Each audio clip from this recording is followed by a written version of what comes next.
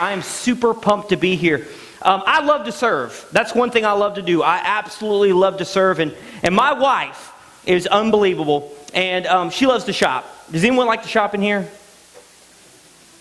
Oh, wow. No one loves to shop in here. Oh, my gosh. What's going on, people? Wake up. So my wife, she loves to shop. So we go to the mall. And so I love to go to the Apple store, right? Right. I love the Apple store. That's my place. That's my area to shine. So I go to the Apple store, and my wife, she went off and did her own little thing. And that day I'm just looking around at some iPads and iPods, and I got a tap on the shoulder. And this lady was a sweet little lady. She goes, "Sir, can you help me?" And at that moment, I turned around and I was like, what is going on here? See, that day at the Apple store, they actually wear blue collared shirts. And I was wearing a blue jacket, all right? So it dawned on me what this lady was doing. She thought I worked there. So, as you can probably tell by my personality, I went along with it. I was like, yeah, what do you need help with? I can help you out. I actually work for a guy named Dr. Dale Henry. Unbelievable speaker, unbelievable guy. And two things he always says is, never say it's not my job, and never say I wish I had. And so that popped in my head. And I said, you know what? I'm going to help this lady. I'm going to be unbelievable. I'm going to be Brandon, right? So I walk around with this lady, and she's like, I've got a question about this. I've got a question about that. And I was like, Well, here's the answer. Here's the answer. Somehow I knew all the answers. Then she finally got to one I didn't know, right? So she's like, she asked the question, and I was like, you know what? That is a great question. Unbelievable question. Let me find someone that works here. And I started to walk away, and she goes, wait a minute, you don't work here? I said, no. I don't work here. And she said, well, why did you help me? I said, because you asked me to. I mean, I love to serve. So just to give you a little bit of a backstory on myself, I love to serve. That's what I absolutely love to do. And tonight, I want to talk to you about the three things that we all go through. We all go through. It doesn't matter if it's with our dream, our ambitions, or even like a promotion or anything like that. We all will go through these three things. It's the starting line, the middle point, and the finish line. We all do that, right? We all have to start it, and we're going to, be in the middle of it. And then at the end, we finally get that moment where we get to turn around, we get to look at what we did, what we accomplished, and go, attaboy, right? We all get to do that. So tonight, I thought it'd be very, smart to tell a story about my mother since she's here. And so my mother, she's an unbelievable baker. She can make amazing things. She is unbelievable when it comes to creating cakes. And so I was about 12 or 13 at the time, and my mother makes a delicious red velvet cake. Oh, I hear you. Praise Jesus. Red velvet cake. We love you, Lord. Red velvet, I'm telling you, it's unbelievable with cream cheese icing. Oh, I heard you. I want some red velvet cake. So she makes this. An unbelievable deal. And so my mom's baking. Like I said, I was 12 or 13 at the time. She was baking, and she was in a rush that day. She had to have it. She wanted it fast. She needed it now. So she was hurrying. She wasn't even dressed. She was putting on like one pan at a time, and she's baking this cake, right? So she's got 3 cakes in the oven. She pulls them out. Pop, pop, pop. She puts them on the eye of the stove right here. So my mother, she's going, what in the world can I do? So my mother skips a process, okay? When you make cakes, now I'm not a great baker, but I know this. You let the cakes cool before you put the icing on it. Because what does it do when you put the icing on it if it's hot? It melts the icing, right? So my mother, she skipped this process. She was like, you know what? I'm going to skip this. I'm going to skip this process. So she skips it. And I come walking in, very mature at 12 and 13 that I was. I come walking in, and I see my mother having this whole problem. And so she pops one cake on there, ices, and then put another cake on there. She puts the icing on there, puts another cake on there, okay? So I come in. She looks at me. She's talking to me. And I notice something at the corner of my eye. That 3-layer red velvet cake starts to slide. My eyes got as big as what it just did right there. It got so big. I was like, oh my gosh. What's going on? She turns. Next thing she does is unbelievable. She takes her hand and she pops it right in the middle of the cake. She tries to stop this cake, and she puts her hand in the middle of it. So by skipping a process, my mother destroyed this cake. That's not even the worst part. So she does this, right? And I go, Mother, what just happened? She looks at me. She looks back at the cake. She takes her hand and digs it deeper into the cake, pulls out a chunk, and throws it across the room.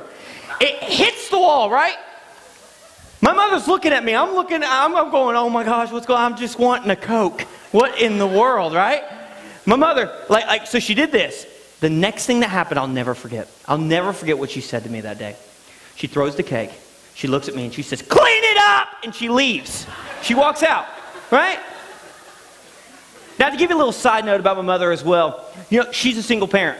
She had three children that she had to raise on her own. So she had a little stress going on there, right? I mean, not with me, with the other two.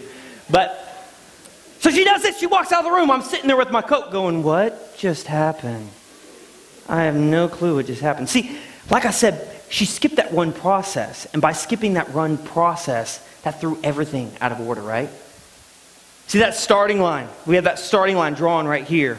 And I think a lot of times what we want to do is we want to skip that first step and that third step and that fourth step. We want to skip all those steps right there. Because we want it now, fast, my way, right now. So right there, by skipping that one thing, by wanting it right now, that whole entire cake created an awesome memory, right? I love telling that story. But by skipping that one process, it threw everything out of whack. Now, as you can tell, I'm an average gym goer, right? You looked at me, I walked up here, it's like, man, he's in shape. He looks good, man. He probably benches like what, 25? 25? Right? And okay, here's the deal. I cannot stand January 1st. Can anyone tell me why I cannot stand January 1st? Gym is packed. Why is gym packed? New Year's resolutions. That's why I can't stand it. Because we've got people, and one of the number one things is I want to lose weight and I want to be fit. I want to be fit now. Exactly. You hit the nail on the head, man. I don't know who jacked you up with your arm and everything and beat you up, but listen, tell them to come find me afterwards, all right? They want it now. They want it fast. They want it my way, right? Because they come into the gym, man, they're sitting there on my treadmill. Yeah, I get on a treadmill. Treadmills isn't for sissies. It's for grown men like me. So, that 1 month, it's packed, right? And what happens after that first month? They're gone, right? They're gone. Why? Because they want it now. They want it fast. They want it their way. They want it really, really quick. So that first part of tonight, talking about that starting line, about walking over here, we have to have patience. You know, God has given us that gift, that dream, whatever it may be. I want to get my family back in order. I want to climb Mount Everest. Sometimes we have that crazy dream, right? About climbing Mount Everest. Well, you know, some of us want that job promotion. But that patience, as soon as you make that decision, I'm going to do this right here. I'm going to cross that starting line. Man, you got to have patience. If you don't have patience, you're going to do this right here. You're going to step. You're going to go, oh, this is kind of weird. And you're going to step right across and go right back to your old ways. You're going to do the whole New Year's resolution gym thing. You're going to walk in, get that gym membership, and they got you for 2 years. You're going to be paying. You're like, oh, why did I do this? Man. All right, that second thing, that second line, we cross the starting line. We cross the patience line. Now we're in the middle ground. Man, that's a tough place to be. I'm telling you right now. As a guy that I have done a lot of dream seeking. I'm telling you that right now. And that middle area, that's where it's got me. Not really the patience. But man, this middle area, it's tough. Man, and one thing I've learned about being right here is everybody, and I am definitely to blame for this, no one likes to ask for help. No one likes to ask for help, right? We think we could do it on our own. We could do this whole entire thing on my own. But the reality of it is you can't. You're sitting here. So the next thing after patience is, listen, you've got to be able to ask for help. You've got to be able to say, you know what? I need help. You've got to be able to get rid of that pride. Get rid of that pride, because guess what? If you're trying to seek after God, if you're trying to do anything like that, you need accountability. You need someone to help you out. Do not be scared to ask for help. It's literally one of the most important things I've ever learned. I was speaking for a while near the beginning, I guess you can call it my career, near the beginning of this. And And no one just called me on the phone and said, hey, Brandon, listen, you're 27 years old and we've never heard of you, but we would love for you to come speak. No one ever did that. No one ever did that. But I thought, you know what? I'm going to do this on my own. I'm going to go out and find some opportunities. I'm not going to ask. I'm not going to ask for those opportunities. Why would I ask? I mean, come on. I can do this on my own. And I found out real fast. Not asking for help, not asking for opportunities. Man, how in the world do you expect to get somewhere? If you actually think about that process, that starting line, that middle ground to that finish line, how in the world can you get past this right here? Now, I know in our own lives, we deal with tons of different issues. You guys deal with something different than I deal with. I deal with tons of stuff different than what you guys deal with. This section over here deals with one thing, you guys deal with another. But you got to be able to ask for help.